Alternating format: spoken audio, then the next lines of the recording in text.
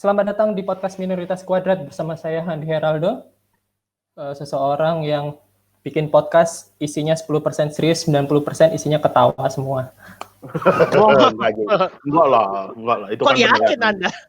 Kok Anda yakin? Anda mungkin bikin podcast sama orang lain itu, bukan kami. Oh iya. Di sini Kita kami selalu serius. berfaedah kan? Berfaedah. Selalu serius. Oke, kita buktikan di podcast kali ini bersama teman-teman saya. Ada Ilo, ada Arfan, dan juga Ketemu lagi. Rodri Spoiler yang dulu ya. sudah kembali dari tugas negara. Rodri akhirnya kembali ya setelah di episode lalu kita ancam ya. Iya.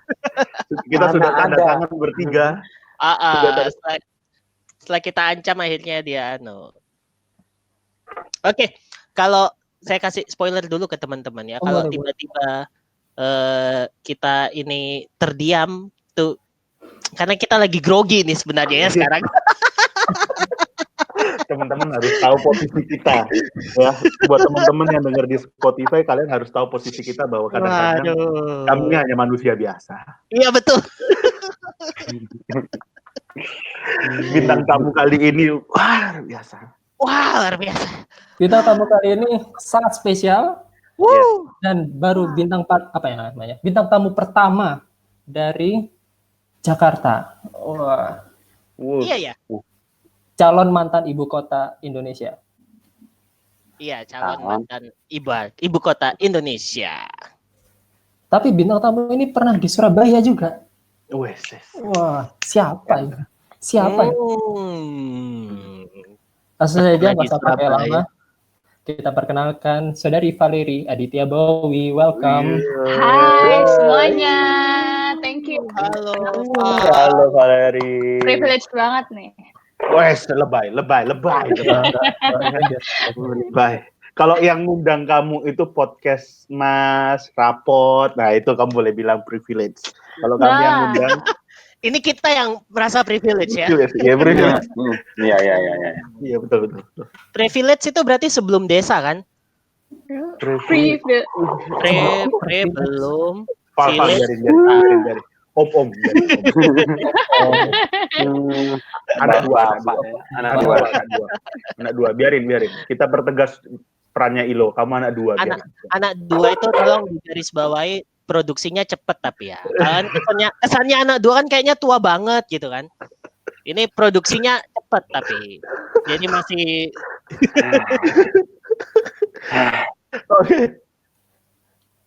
Oke, jadi selamat datang. Handi jangan terdengar. Handi jangan terdengar. Valerie adalah lulusan SMA Advent Salemba ya? Yes, betul sekali. Kok tahu sih? Sama kayak teman saya ya. Siapa teman? Saya bukan SMA temanku. Kayak SD ya. Cuma beda nasib habis itu. Oh iya. Rod, diam aja kamu Rod. Kamu SM apa di Salemba apa Rod? Sampai kelas 2 SMA di Salemba. Satu alma mater tuh. Oh iya. Tamatan Anjasmoro juga, wadai. Lulusannya. Loh, tapi kan saya juga sempat di Anjasmoro sampai SD kan, Val ya? Aku tamat SD Anjasmoro. Nah, tuh, Anjasmoro. Sekolah legend. International School. Oke. Salah. Enggak dulu. International School, Pak. Ini anaknya cuma 5. International. Ruangannya bahuku itu sering ada mistis. Enggak dong. Valerie kan belum yang di apa namanya yang baru. Baru ya. Yang baru belum. Bahkan aku belum pernah datang atau belum pernah datang lah yang pas gedung baru itu. Jadi hilang semua kenangan yang lalu. Iya, rata dengan hilang rata. Betul, Val. Kita ini sebagai manusia lama ya, maksudnya orang yang keinget dengan masa lalunya Amor udah hilang sekarang, udah kenangannya udah hilang. Iya, udah hilang benar. Udah hilang. Oke, Valerie SD di Anjasmoro. SMP di Salemba. Sebenarnya aku di Anjasmoro tuh 5 tahun. Aku kelas 1 SD itu di Pelita Jaya Dharma Husada. Yang dekat lampu merah itu di kiri jalan. Lampu merah. Lampu merah sih. Bang. Lampu merah. Lampu Pokoknya- merah kan masakan Padang, guys. Pokoknya dia di Enggak. ujungnya Dharma Husada situ. Oh, iya. Nah, terus jadi dulu waktu aku setelah tamat TK, dediku nanya, kamu mau di mana? Mau di Anjasmara atau mau di Pelita Jaya gitu kan? Terus aku mikir, karena dediku juga waktu itu juga ngajar, temennya juga ngajar di situ, aku bilang ya udah aku Pelita Jaya aja gitu kan. Ternyata pas di situ mungkin dediku pengen banget anak-anaknya semua sekolah Advent, akhirnya cuman setahun aja, begitu kelas 2-nya aku langsung masuk di Anjasmara. Wah, Langsung masuk ya. Moro. Oke, sip. Berarti dan Salemba dari SMP Salemba, SMA juga Salemba. Salemba. Oh, gereja Salemba itu kan sekolahnya. Iya, itu belakangnya. belakangnya sekolah. Berarti Ya, aku nggak pernah sampai belakang, bos. Aku beberapa kali gereja Salemba, cuma nggak pernah. Berarti sebelum Salemba kebakaran tuh kamu di situ? Pas Salemba kebakaran, jadi Salemba tuh kebakaran aku kelas 3 SMP. Wow. Jadi aku ingat banget itu tuh hari apa sih yang hari rayanya orang Hindu, Nyepi. Aku ingat banget itu Nyepi, dan rumah aku kan waktu aku masih Salemba, rumah aku tuh kan kayak walking distance gitu kan, cuman nggak nyampe sekilo gitu. Ya, aku ingat banget ya. Iya, Salemba beluntas ya. Nah, aku ingat banget aku di rumah waktu itu di rumah. Dan pas aku ke balkon, ngapain gitu aku ke balkon, aku ngeliat banyak banget abu-abu kertas gitu loh. Dan orang pada bilang, Salemba kebakaran, warnet belakang sekolah kebakaran. Terus aku kayak, oh iya ya udah kan. Karena waktu itu kan aku sendirian di rumah sama teman aku, ada yang ngekos dekat situ. Dan mamaku itu sama kakak aku lagi syuting lah, pokoknya aku sendirian. Aku sama temanku tuh kepo, kebakaran tuh bagian mananya sih? Taunya pas kita udah lewatin ujung jalan Salemba Beluntas, udah banyak banget reporter dan pada bilang sekolah kebakaran. Dari situ aku sama temanku bayangin pakai pakaian daster, lari ke sekolahan Salemba dan ngelihat kelasku kebakaran, kelas PML juga waktu kelas 12 juga kebakaran. Jadi kan dulu bentuk gedungnya tuh kan L gitu kan. Nah, yang ngehadap ke arah timur itu, gedung yang hadap arah timur itu yang ada perpusnya zaman dulu itu kebakar habis sampai atas. Ini jam berapa kejadiannya? Kejadiannya itu siang pokoknya. Aku nggak tahu sih. Aku nggak tahu cerita Salemba kebakar. Kebakar, dan itu minggu aku lagi try out. Sebulan kemudian wali kelas aku meninggal. Oh tidak. Iya, sedih banget sih, benar-benar Salemba berduka lah pada saat itu. Penyebab kebakarannya nggak ngerti. Penyebabnya itu gara-gara di belakang gedung Salemba itu ada warnet. Aku lupa nama warnetnya apa, pokoknya warnetnya terkenal gitu, agak belusukan dikit emang. Nah, di dalam warnet itu korslet, dan di dalamnya tuh ada motor, kena bensin, meledak lah. Gitu. Warnet legendnya Salemba itu. Ya. Aku lupa nama warnetnya itu siapa.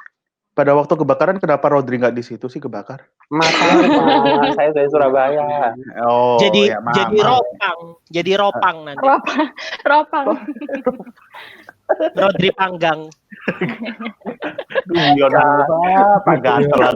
Bapak. Guyonanmu kok lemah gitu.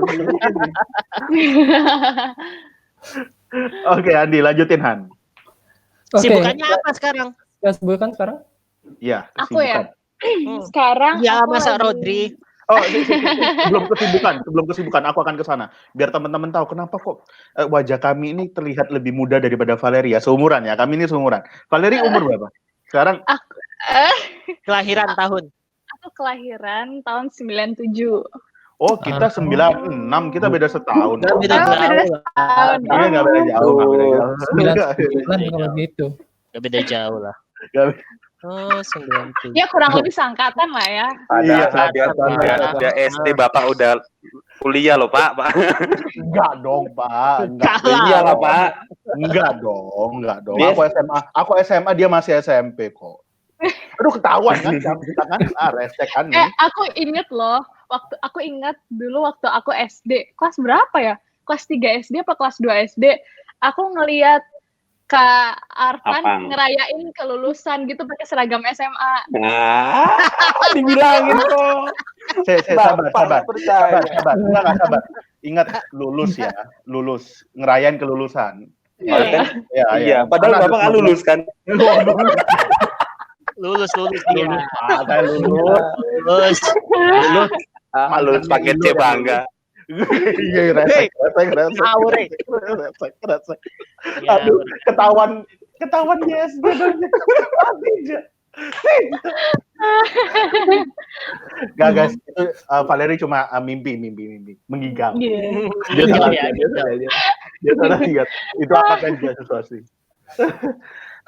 Oke, Valerie kegiatannya apa hari sekarang? Kegiatan. Sekarang aku fokusnya sekarang lagi ngerjain tugas akhir. Itu sih. Skripsi. Tugas akhir dong. Tugas akhir ya. Sebenarnya tadinya skripsi. Cuman karena COVID ini kita diwajibkan dan diharuskan untuk mengerjakan segalanya di rumah, jadi diubah menjadi tugas akhir. Jadi format skripsinya diubah. Loh, tapi sebenarnya sudah sempat nyusun skripsi? Atau? Aku sudah sempat melakukan penelitian. Wow. Oh, emangnya kuliah apa sih, Valerie? Aku jurusannya adalah food technology. Jadi makanannya makan robot-robotan gitu.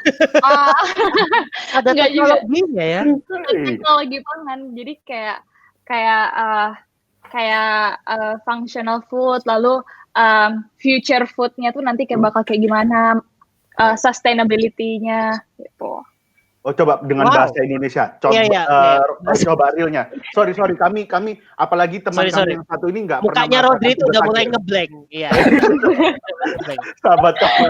Nggak ngeblank, Pak. Astaga.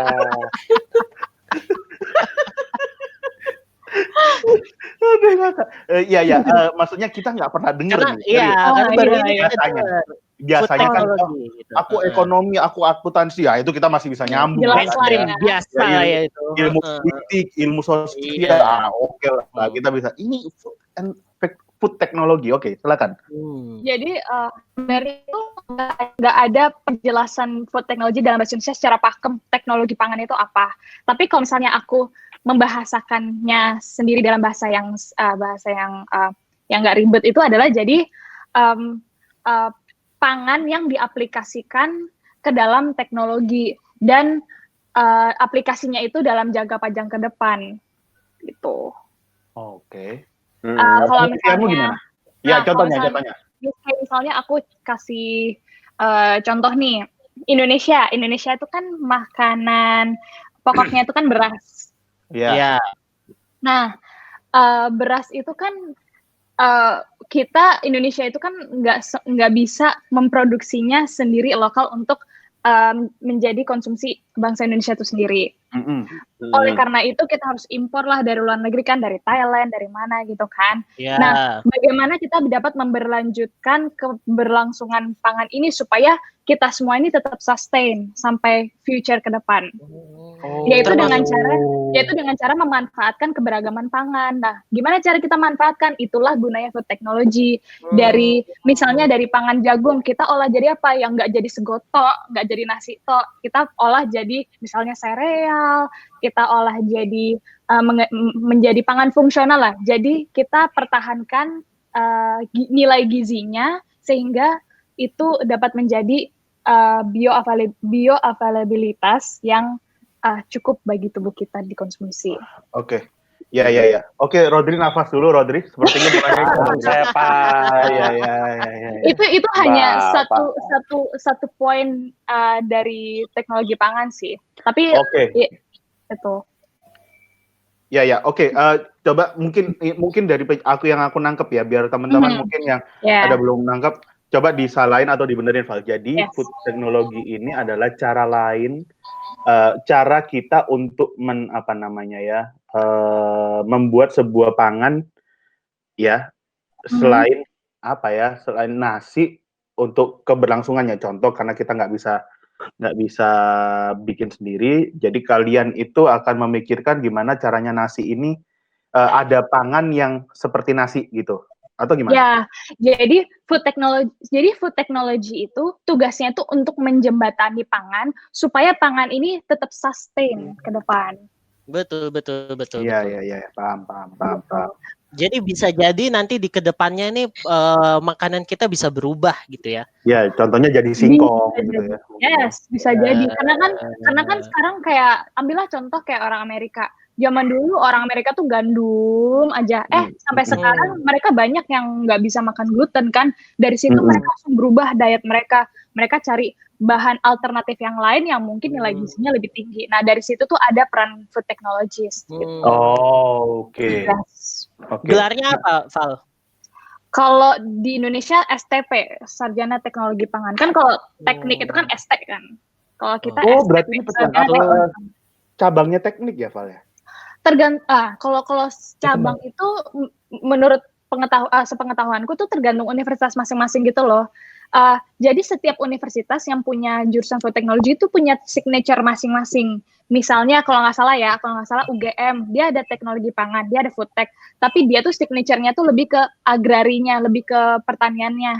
Lalu nanti ke Unpad. Nanti Unpad itu dia lebih ke apa nih? Oh, lebih ke industrinya, signature-nya itu. Nanti kalau BINUS, BINUS ini signature-nya itu lebih ke IT, lebih ke main ke IT lah gitu. Wow. Valeri kuliah di mana, Valeri? Aku BINUS University, Bina Nusantara yang di Alam Sutra. Karena kebetulan food tech itu kampusnya cuman ada di Alam Sutra, BINUS Alam Sutra. Wah, lumayan tuh ya. Kamu di mana? Daerah rumahnya? Tangerang. Jakarta. Dulu aku di Salemba. Nah, Alam Sutra itu kan Tangerang Selatan situ ya. Jadi aku ngekos daerah situ. Oh, kirain kamu di Jakarta. Kirain kamu di Jakarta terus tiap hari ke Tangerang. Ada sih teman-temanku yang kayak gitu. Dia dari Rawamangun tiap hari naik kereta ke Tangerang. Itu tiap hari. Luar biasa. Emang kalau aku nggak sanggup sih, capek banget. Iya, kalau berangkat pagi sampai itu berdiri-gini terus tuh di pagi. Iya, benar. Iya, Bos. Apalagi aliran darah udah nggak ke tangan itu. Ini nggak ke tangan sudah, nggak ada aliran darah udah nggak. sudah geringgingan sampai bawah tuh kaki sudah gatel. Geringgingan. Oke, kita masuk ke sesi baru. Sebelum melanjutkan lagi, kita masuk ke sesi baru namanya Jelaskan.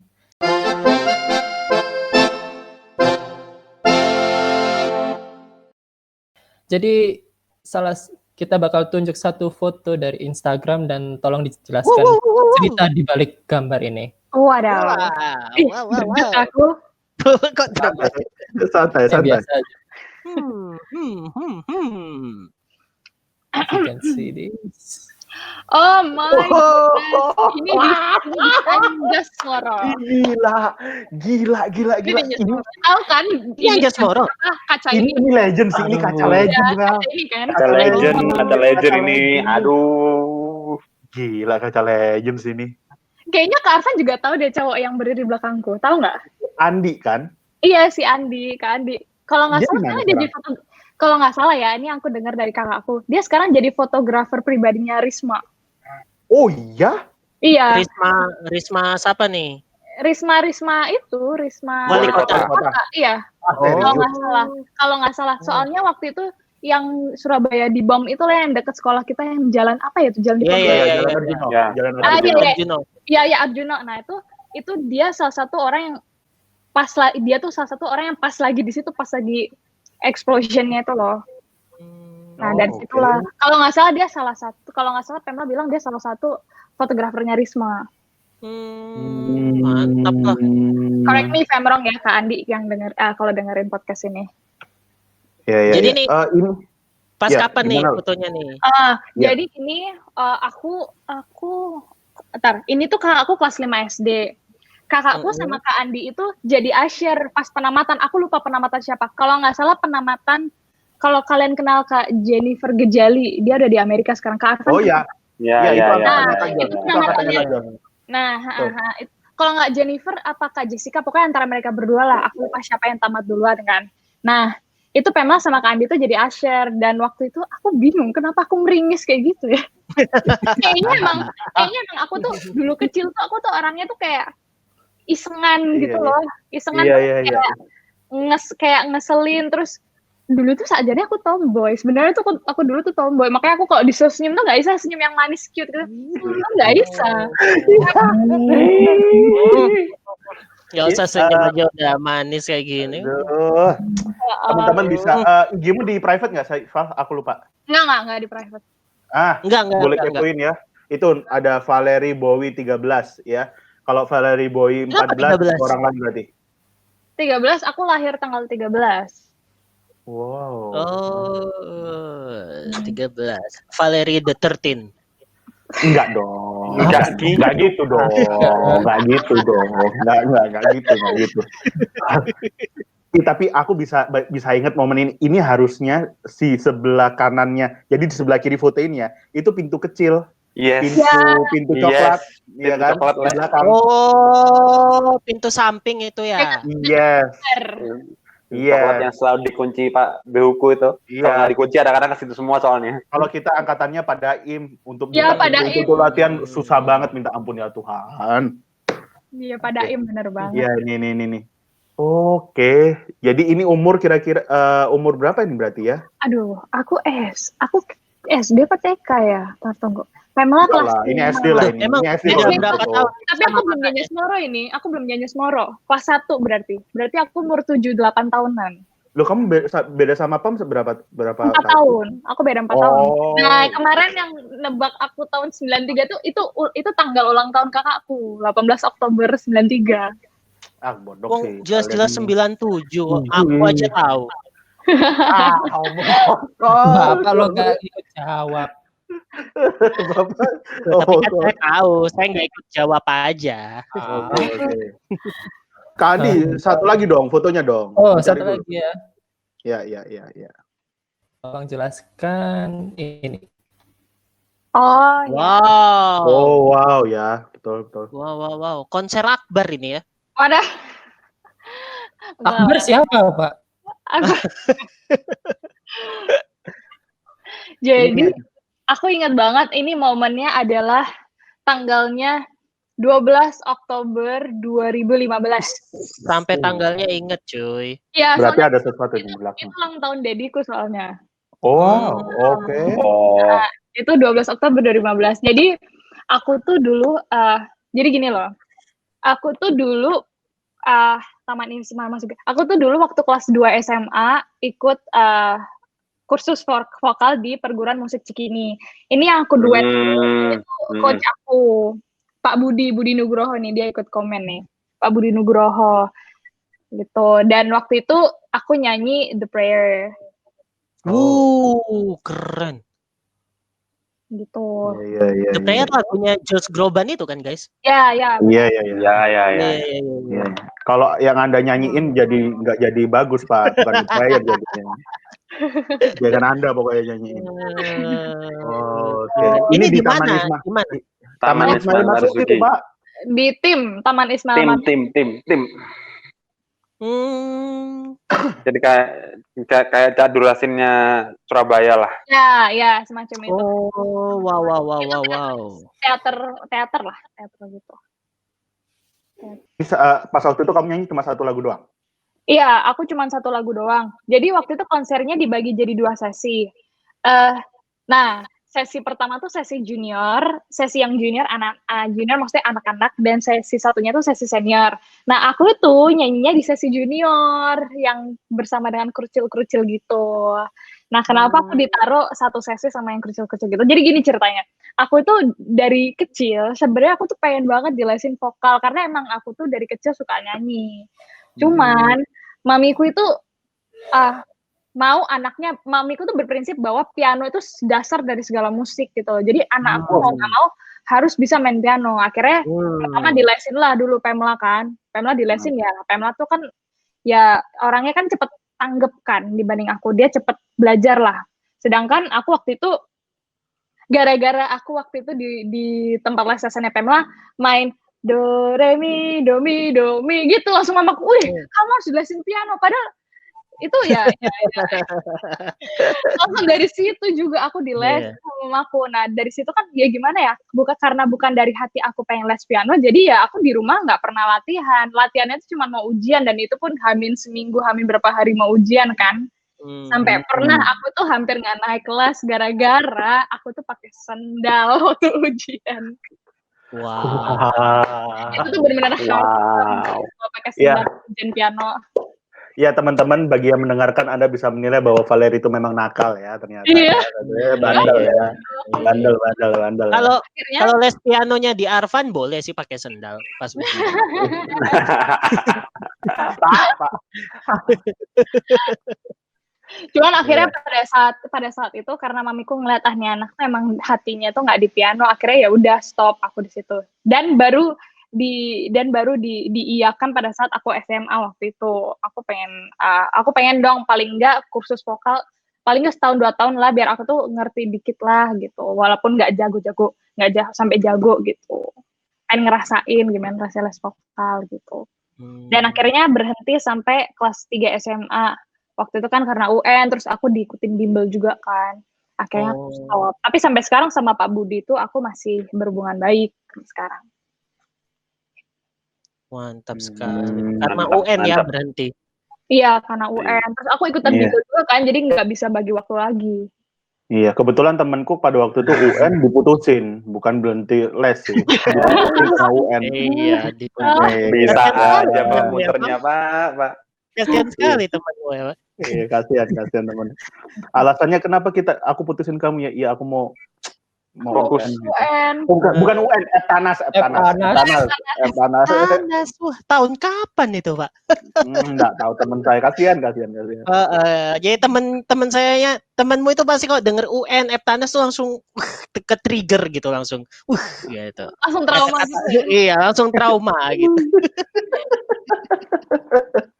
Oke, saat ini kita akan dengarkan Val mau nyanyi The Prayer. Oke. Enggak gitu. Enggak gitu. Enggak gitu. Oh, aduh. Kok enggak gitu sih? Oke, aku balik dulu agak mundur tadi ya. Val, kenapa kok pengen milih food tech tadi? Food technology. Food teknologi, karena bayanganku seorang wanita itu pikirannya ya nggak tahu ya agak, kalau yang food tech itu daerah yang mungkin orang belum pernah lihat dan belum pernah selidiki. Iya Jama. Nah, kenapa kok kamu milihnya ke sana? Kenapa? Padahal banyak lain yang lebih umum lah ya istilahnya. Iya, bagi wanita, khususnya bagi wanita. Oke. Jadi waktu itu aku masih kelas 3 SMA kan. Nah, aku waktu itu sebenarnya bukan cita-cita sih. Dari SMA kan aku udah dibilang kamu SMA mikir nih mau ambil apa kuliah gitu kan karena itu menentukan masa depanmu. Akhirnya SMA kelas 1 aku pengen jadi dokter waktu itu. Dengan pikiran pendek waktu aku pengen jadi dokter. Makanya aku kelas 1 SMA langsung ambil IPA kan. Jadi dokter, lalu ngelihat kesini, enggak lah aku dokter gigi aja, lebih sempit lagi. Gitu. Lalu makin kesini, aku ngelihat, aku makin kebukakan mataku bahwa sekolah kedokteran itu nggak gampang. Sekolah kedokteran itu nggak bisa semata-mata, uangnya banyak, segala macam. Nggak, butuh dedikasi juga gitu loh. Karena kalau misalnya semata-mata, uangnya banyak, future-nya bagus, itu nggak bisa kayak gitu. Harus kita benar-benar jiwa dan raga kita itu benar-benar harus diput ke dalam keputusan itu gitu loh. And then akhirnya aku milih-milih kan. Jujur aku tuh orangnya nggak suka akuntansi. Aku nggak suka berbau ekonomi. Bukan nggak suka berbau ekonomi. Kayaknya emang otakku nggak nyampe aja di ekonomi gitu kan. Akhirnya bener loh. Aku kalau accounting gitu, ya ampun. Aku tuh waktu itu sempat mikir. Temanku bilang, lu kenapa sih nggak ambil akuntansi? Semua perusahaan itu pasti kalau lowongan tuh banyak akuntansi. Aku bilang, betul. Aku sampai, amit-amit. Aku sampai waktu itu saking sombongnya, aku bilang, nanti lah aku sukses, aku suruh orang itu gituin. Amin. Ya Allah. Tapi nggak lah, itu waktu itu pikiran pendekku, aku ngomong kayak gitu kan. Akhirnya aku mikir, makin kesini aku lihat, kayaknya kalau jadi ahli gizi asik juga ya. ngitung-ngitung makanan gitu kan. Dan kita semua tuh kan nggak bisa hidup tanpa makanan kan. Dan hari ini di Jakarta orang kan butuh diet, orang sakit ini makanannya khusus, orang sakit diabetes makanannya khusus. Kayaknya seru juga nih. Nah, cuma kemudian aku bilang tadi kan, aku ikut bimbel dan pendek cerita aku nggak tembus lah ke universitas negeri kan. Nah, terus aku cari lagi nih yang swasta apa nih yang gizi tapi yang akreditasinya bagus. Nah, kemudian pas aku buka website BINUS ini, aku lihat food technology, aku langsung, apa nih food technology? Kok aku nggak pernah dengar? Akhirnya aku cari tahu dong di Google lah, aku browse terus food technology ini ternyata dia tuh juga belajar engineering, food engineering, food security segala macam. Terus dari situ aku sempat mikir bahwa food technology itu nggak beda jauh dengan nutrition gitu loh, nutrition dietetics. Dan aku mikir juga, kalau food technology setiap hari itu pasti ada aja orang mau bikin startup restoran, makanan, pabrik gitu loh. Akhirnya dari situ aku memutuskan untuk ngambil food technology gitu. Dan ternyata food technology itu beda dengan nutrition. Aku sering banget bahkan orang gereja aku bilang, "Valerie, kamu kan ahli gizi, kamu kan ahli gizi." Iya, pikiranku gitu juga tadi, Val. Aku pikiranku gitu juga soalnya. Benar-benar. Nah, yang membedakan kita dengan yang membedakan food technology dengan nutrition itu adalah nutritionist itu dia belajar anatomi tubuh. Apa yang terjadi jika kita mengkonsumsi makanan ini gitu. Tapi kalau food technology kita nggak belajar anatomi tubuh. Dan itu yang pertama. Kedua, nutrition itu dia skalanya tuh skala ya orang lah, pribadi. Sedangkan kalau misalnya food technology itu skalanya kita belajarnya udah skala pabrik gitu. Jadi nanti kamu perbedaan mendasar itu adalah kalau nutrisi itu untuk manusianya, tapi kalau food tech itu untuk makanannya ya, bentuk-bentuk food-nya. Fokus banget ke makanannya, jadi kita nggak belajar banget anatomi, walaupun emang ada mata kuliah nggak wajib tentang metabolisme tubuh gitu. Oke. Cuman fokusnya nggak ke situ, fokusnya lebih ke engineering sama food security. Berarti kerjanya nanti di pabrik gitu ya. Terus itu Indofood, Indomarko itu. Menteri Ketahanan Pangan gitu-gitu lah. Iya dong. Staf khusus. Iya, staf khusus. Iya kan, staf khusus. Presiden. Amin. Sebenarnya doakan saja lah. Aku masih belum tahu lah masa depannya gimana. Yang penting lulus dulu. Loh. Iya. Emangnya skripsinya tugas akhirnya harus sampai kapan kelarnya target? Nah, kalau aku targetnya Juli untuk ngumpulin soft cover. Oke. Udah bentar lagi berarti ya? Iya. Sudah mengingatkan. Apa-apa. Ada teman kami yang tidak sampai sana. Kita perlu bersyukur bahwa kamu menikmati masa-masa seperti itu. Bapak temannya banyak ya, Pak ya? Saya. Bapak kok ngegasih relasinya apa banyak? Relasi saya banyak. Bapak kok ngegasih saya tiap kali ngurusin. Kenapa? Bapak? Saya lupa lah masa lalu Bapak. Oke, lanjutan. Oke. Udah skripsi ya. Berarti sempat magang dong, tugas akhir. Aku magang tahun lalu. Di mana? Di Unilever BSD. Wow. Unilever BSD itu kan yang kantornya keren itu kan? Iya, aku di head office waktu itu magangnya. Yang dia dekatnya mall apa ini? Mall Ion kan? Nah. Iya betul. Iya keren. Itu tempatnya keren sih. Yang dia banyak tumbuhan-tumbuhan kayak di temboknya gitu kan. Iya. Benar. Kantor Sampurna dong, Pak, kalau di Surabaya. Enggak sih. Iya, Sampurna ada sih. Itu kan di luar, Pak. Di luar. Tapi keren. Keren sih, keren buatnya. Berapa lama magangnya? Aku magang 4 bulan dari Agustus sampai akhir November. Itu ngapain? Aku waktu itu di Departemen Research and Development. Aku waktu itu di bagian food, R&D food. Lebih tepatnya lagi, aku waktu itu adalah project kan. Aku nggak bisa sebutin di sini. Aku tuh mengerjakan project, cuman R&D foods-nya itu kan jadi di Unilever itu R&D-nya itu kebagi-bagi. Ada R&D kan produknya banyak, ada R&D oral tuh pasta gigi, ada R&D deterjen, sabun-sabunan lah, ada R&D parfum, skincare, ada macam-macam lah. Nah, aku tuh ada R&D food. Nah, di R&D food itu food itu yang ke Royco, Bango, sambal Jawara itu food. Nah, ada lagi yang R&D ice cream itu yang Walls, ice cream Walls, terus Magnum sejenisnya gitu. Nah, aku di foods waktu itu yang di dalam departemen foods yang ada Royco, sambal Jawara sama kecap Bango gitu. Jadi sebelum produknya dipasarkan, Valerie yang nyoba-nyobain itu semua ya? Ya, aku banyak banget handle. Itu kalau kita sebutnya sensory test. Jadi kita misalnya kita mau launching varian sambal baru nih, rasanya beda atau ada yang kita develop dari situ diganti ingredientnya, itu di sensory test dulu. Di sensory testnya itu tergantung. Jadi di blur ya? Iya. Pak, sensor sama sensor kan? Bukan. Opa ini memang. Valerie, mohon maaf. Sorry, aku ambil chargeran dulu ya, bateraiku 3%. Biar Oke. Silakan. Sensor, Pak. Enggak. Bukan itu, Pak. Maksudnya sensor itu dia nyobain, maksudnya lagi goblok nih orang gemes aku.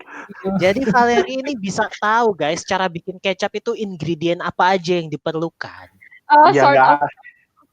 Ya tapi kan nggak harus sampai Unilever juga harus tahu, Pak. Bapak dia sekolah tinggi food tech bukan untuk bikin kecap kan.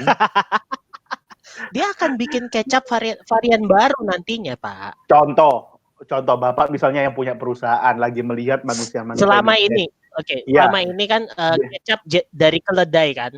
Nah, dia nanti akan Pak kedelai, bukan keledai. Iya, Bapak yang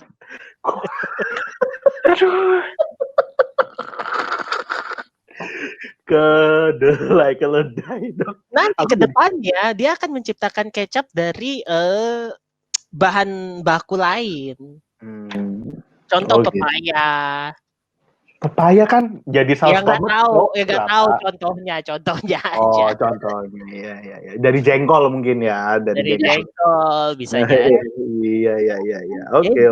Dia harus cari tahu kalau kecap ini suatu saat suatu saat bahan bakunya nggak ada, dia harus cari pengganti supaya kecap tetap ada. Nah, iya betul. Iya kayak Unilever itu kan kecap Bango itu kan dia pakai kedelai hitam kan, bukan kedelai putih biasa itu, yang Malika itu. Malika ya? Malika. Ya namanya Malika. Cewek berarti ya? Enggak dong. Enggak tahu ya. Kalau cowok kan Palika.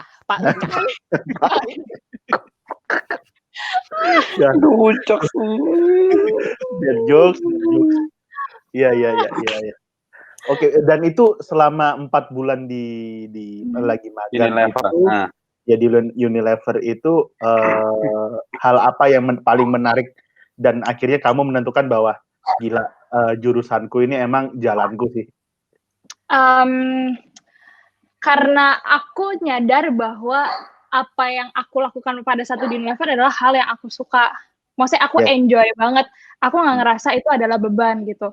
Terutama apalagi kan kalau misalnya di food tech itu kan prospek kerja itu kan dibagi jadi yang aku tahu adalah R&D tadi, research and development, QC and QA. Itu kan peran masing-masing kan beda kan. R&D ya dia yang menciptakan dan mendevelop. QC quality control, QA quality assurance. Jadi quality assurance yang membuat aturan untuk QC. Nah, itu dia. Nah, terus aku ngerasa aku tuh bener-bener bukan ditakdirkan, aku tuh benar-benar klop banget sama R&D karena menurut aku nggak bosen gitu loh, kerjaannya itu nggak monoton. Jadi aku bisa yaitu sensory test, nguji-nguji makanan, terus aku bisa nge-develop produk juga, aku juga bisa belajar tentang ingredient gitu. Jadi nggak monoton. Sedangkan QC/QA itu cuma ngecek, ini sesuai SOP, gitu, atau reject gitu. gitu. Itu sih yang membuat aku ngerasa bahwa wah enak banget nih R&D gitu. Dan kalaupun memang jalanku nanti aku nanti bakal ngelamar kerja di perusahaan pangan, aku berharap banget aku bisa masuk di R&D karena R&D itu benar-benar seru banget sih. Research and Development. Research bukan resource. Oh ya, research.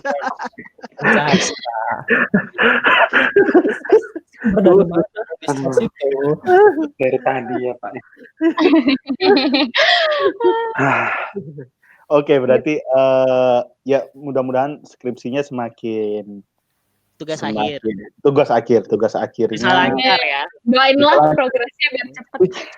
Sisa apa tugas akhirnya? Sisa apa? Jangan tanya Rodri ya, tanya kita aja. Tugas akhirnya tinggal jilid, Pak. Anda segampang itu, Pak. Anda segampang itu. Lain takut, skripsimu wis tutuk endi? Karek jilid. Wah, nak jilid. Itu loh, jilat silit itu loh. Nggak pernah mudah untuk ngerjain skripsi itu, nggak pernah mudah. Banyak tantangannya. Pasti ada keringat dan air mata. Yes, betul. Wow. Oke. Sip, kita akan masuk ini info baru ya. Apa buat para pendengar kita bahwa ternyata ada jurusan food teknologi. Gitu. Jadi buat teman-teman yang lulusan SMA jalur Corona, angkatan Corona bisa memikirkan. Sebenarnya zaman dulu itu sebenarnya dari dulu tuh sudah ada teknologi pangan, udah dari tahun bahala teknologi pangan, tapi belum se-booming sekarang karena zaman dulu tuh kan pabrik makanan belum banyak ya. Paling zaman dulu tuh cuma ada apa sih, Indofood, orang taunya ya kan. Tapi sekarang dengan makin berkembangnya orang usaha buka pabrik, nah dari situlah orang butuh food technologist gitu loh. Makanya sekarang apalagi waktu aku itu daftar aja itu udah mulai banyak orang yang aware, oh ini ada nih food technology gitu. Oke, jadi yang hal positif untuk teman-teman yang nantinya mau masuk ke kuliah, coba search and development-nya digunakan. Maksudnya nyari sekarang ini dia perlu apa sih? Betul. Yes, betul, itu penting banget. Jangan sampai salah jurusan gitu loh. Jadi jangan hanya terpaku atau mata kuda gini, kacamata kuda, ekonomi, ya kan, kedokteran, ekonomi, kedokteran, hukum, banyak lain yang luas gitu. Benar. Itu harus benar. Apalagi seperti Valeri gini, ilmu yang dia sekolah ini spesifik gitu loh. Jadi jelas ujungnya kemana gitu kan. Betul. Dan dibutuhkan. Dan dunia tidak bisa lepas dari makanan. Pasti akan butuh makanan, betul. Betul. Iya. Wah, keren banget food tech. Apakah Bapak Rodri ingin berkuliah lagi? Anda belum tentu mampu. Anggap enteng. Memang enteng. Tinggal jilid lah. Tinggal jilid. Pak. Kalau tinggal jilid, Pak, teman kita yang satu itu juga sudah lulus, Pak. Yang apa? Yang kedokteran. Iya, Mas Ion yang kedokteran. Banyaklah teman kita ya, memang. Aduh. Oke, saatnya sesinya Bapak Ilo. Asik. Wah, ini nih. Ini juga adalah segmen baru di Minoritas Kuadrat, teman-teman pendengar. Jadi segmennya adalah segmen jawab cepat gitu ya. Aduh. Jadi nanti akan saya kasih 2 pilihan, lalu langsung dijawab dengan cepat ya. Oke, benar. Volumenya tak naikin dulu. Takutnya salah. Oke, dah. Ya ini hanya ada, nggak banyak-banyak kok, cuma ada 5 pertanyaan. Oke, siap ya, Val? Pertama. Ya, siap. Yuk. Yang enteng-enteng dulu. Netflix atau YouTube? Netflix. Oke. Perasaan atau logika? Logika. Wanita yang pakai logika sedikit, guys. Tunggu, sabar guys, sabar. Yang ketiga, Yeah. ganteng atau pintar? Ganteng Pintar. atau pintar? Pintar. Oh. Selingkuh atau diselingkuhin? Wadah. Lingkuh. Wah. Terakhir. Aduh, maaf Terakhir. gue. Terakhir. Ini susah ini ya. Tapi harus cepet ya. Oke. Jelek kaya atau ganteng miskin? Ya. Ganteng miskin. Oke, sudah kunci. Sebenarnya itu udah umum sih. Iya, ganteng miskin, betul. Ada. Oke. Aduh. Tadi saya Netflix tertarik. atau YouTube kenapa? Iya, betul. Netflix dan YouTube, betul. Kenapa, Gak Pak? boleh nonton YouTube tuh berarti. Enggak. Lagi itu dong. Lagi itu dong. Kalau aku sih Netflix so far itu benar-benar bukan benar-benar sih. Jadi so far Netflix masih sesuai dengan ekspektasiku lah ya, filmnya tuh oke. Terutama film-film Indonesia ya, atau seri-seri Indonesia kan sudah mulai step up its quality semenjak dimasukkan ke Netflix. Jadi menurut aku Netflix itu oke banget. Walaupun masih ada beberapa yang kontennya itu 17 tahun ke atas ya. Cuman in terms of quality itu Netflix masih better than YouTube. Kalau YouTube itu kan sekarang yang prank. Iya. Itu yang aku gak suka. Betul. Aku bukan boneka. Nah, Aduh, aku lihat aja nggak mau nonton. Aduh, apaan sih ini? Lagu itu lah enak banget loh, geng. Oke. Dan sekarang belum tentu apa yang dimasukkan ke YouTube itu juga berfaedah sih kalau menurut aku. Betul. Membawa manfaat atau memberi inspirasi. Walaupun masih ada beberapa orang yang ya konten creator yang hebat-hebat yang dia memberikan suatu konten yang inspiratif ya. Tapi sekarang yang prank yang nunjukin kekayaan ini itu kalau menurut aku itu very unnecessary gitu. Iya. Jadi sekarang apalagi kalau di YouTube itu sekarang hal-hal yang enggak apa namanya, enggak logis, enggak logis itu bisa viral gitu loh. Benar banget. Sedangkan kalau di Netflix sekarang aku sukanya Netflix tuh ya, walaupun contoh lah, kita ambil contoh sedikit ya, 13 Reasons Why, dia membicarakan tentang bullying segala macam, itu kan bisa menjadi pesan moral buat kita semua itu, bahwa bullying itu is real and it's not cool gitu. Iya. Wow, oke, nice. Oke, pertanyaan singkat. Netflix terbaik. Nah, apa? Film Netflix terbaik. Di Netflix, film terbaik di Netflix yang pernah kamu tonton. Buat Original Netflix. Terserah pokoknya yang di Terserah. Film atau series? Film ya? Film. Terserah. Film series. Kalau series nih, aku kemarin kayaknya jelasin juga di live sama Axel. Aku tuh nggak suka nonton Korea. Aku nggak suka nonton Korea. Sekarang kan yang lagi itu kan Korea dengan. Wah, gila, perempuan nggak suka Korea, tepuk tangan dulu. Ini jarang-jarang. Tangan. Aku nggak suka Korea. For me, mau ceritanya sebagus apa ya, gitu loh bagi aku. Dan so far aku nonton film Korea itu nggak rasional aja gitu loh, kayak sekarang kerajaan apalah yang cowok ganteng jatuh cinta sama cewek yang nggak gitu pintar, jelek apa segala macam, menurut itu kayak nggak bisa di nalar. Apa ya, nggak sesuai nalar aja, nggak sesuai realita aja gitu loh. Tapi ini ada satu series yang aku barusan hampir mau selesai nonton di Netflix, itu On the Block. Jadi dia tuh menceritakan tentang kehidupan persahabatan 4 orang di tengah kehidupan gangster yang ada di jalanan di US gitu. Menurut aku itu On the Block. Coba nanti kita cari deh. Oke, kita pantau. Iya. Kita lagi cari tontonan soal. Moralnya juga banyak yang bisa diambil dari situ. Dan masih banyak lagi series Netflix yang bagus-bagus. Oke. Kelihatan ini guys, pertanyaan kedua, dia lebih ke logika daripada perasaan. Makanya dia nggak suka film Korea tadi. Korea kan mengandalkan perasaan, selalu main baper-baperan gitu. Iya aja. Tapi kan cerita ini nggak ada logika. Walaupun aku Cinta suka ini. ya.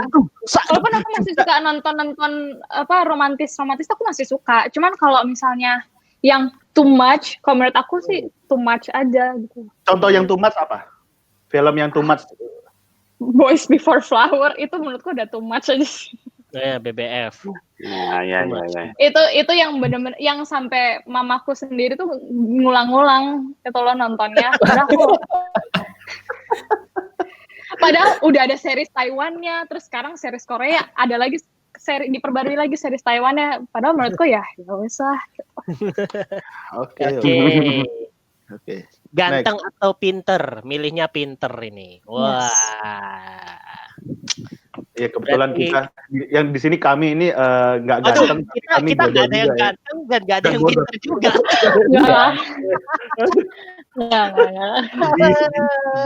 Oke. Tapi ada cowok kan? Ada. Oh iya. Ganteng dan pinter. Oke, pilihnya pinter. Oke lah ya. Sip. Ya. Iya sih. Temennya Bapak Apang kan juga pernah toh? Iya. Iya. Kita sama-sama tahu ya, nggak perlu dibahas. Iya. Oke. Iya. Oke. Dan Val lebih memilih selingkuh daripada diselingkuhin. Wah. Ini pertanyaannya basic sih sebenarnya. Ya, I know. Itu sebenarnya pertanyaan yang gampang tapi jawabannya mikir gitu. Kenapa kok diselingkuhi? Berarti lebih baik menyakiti daripada disakiti. Karena sudah pernah disakiti. Wah, kurang Pria ajar.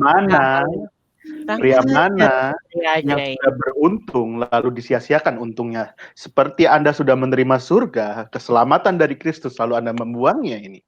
Aduh. Tapi aku nggak pernah selingkuh kok. Cowok yang menyakiti Valeri. Dasar. Yang terakhir. Itu banget sih. Kirain ada apa? Kirain mau ngajain ditantang apa? Dasar. Gak berani juga saya.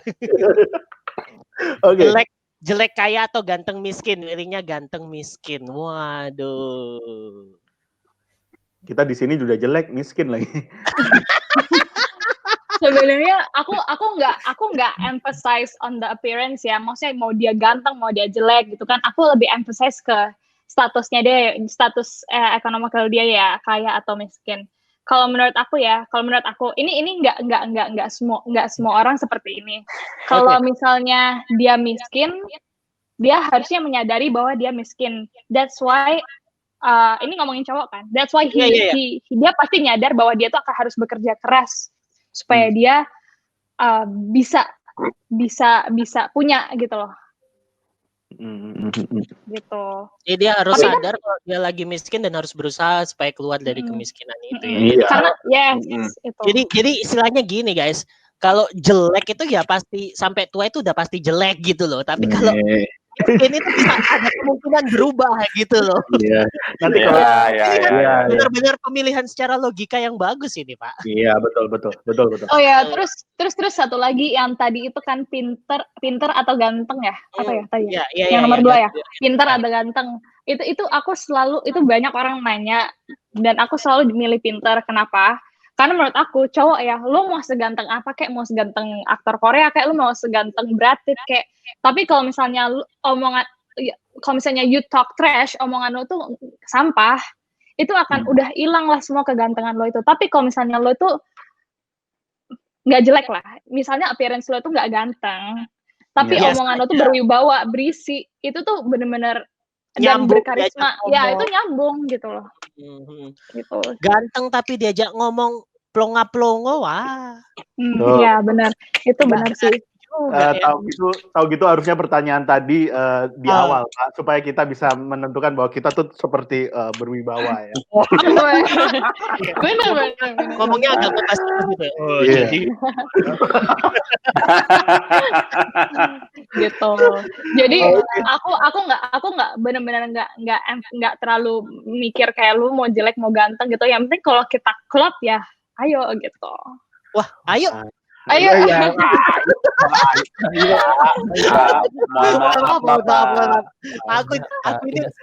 Aku ini murahan, Pak. Aku diajak gitu aja oke lah gitu. Aku itu gampangan. Iya. Pokoknya dia wanita mau terserah lah. Pokoknya Okay, and that's a wrap. Thank you so much, Valerie. Thank you so much, Val.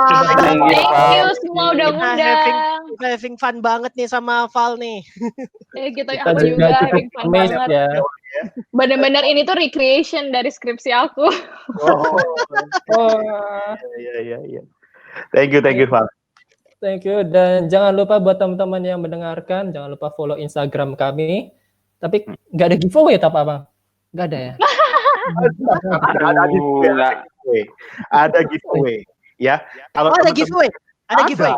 Aku. Ada. Kamu dulu aja. Lu motong sih, kamu dulu aja, Bang. Kamu dulu. Bapak aja deh. Saya nanti ngapain dari itu ya. Tanggal berapa konsernya Val tadi? Yes, that's right. Aku juga mikir itu sih. Aku ada. Sampai tahunnya ada gitu ya. Yes, lengkap. Jam. Enggak dong, jam dong. Aku masih jam. Sama biaya parkir mobil di Taman Marzuki pada saat itu. Betul, pada saat itu berapa? Ya. Berapa? Waduh, berat ya. Oke, parkir mobil. Komen di Instagram kita di Minoritas Kuadrat. Ya. Mau komen, mau DM, silakan. Terserah. Dan jangan lupa kalau ada yang mau kita bahas, komen aja di Instagram kita, DM aja. Siapa yang mau diundang atau Kak undang ini dan undang ini. Silakan. Salah satunya Valerie ini adalah salah satu ada yang komen. Bisa nggak ngobrol sama Valerie? Kita usahakan sebisa mungkin. Ya kita kalau perlu kita culik presiden untuk ngobrol sama seseorang yang kali. Oke, itu aja. Thank you. Thank you everyone. Thank you, Val. Sampai ketemu di episode selanjutnya. Bye. Bye.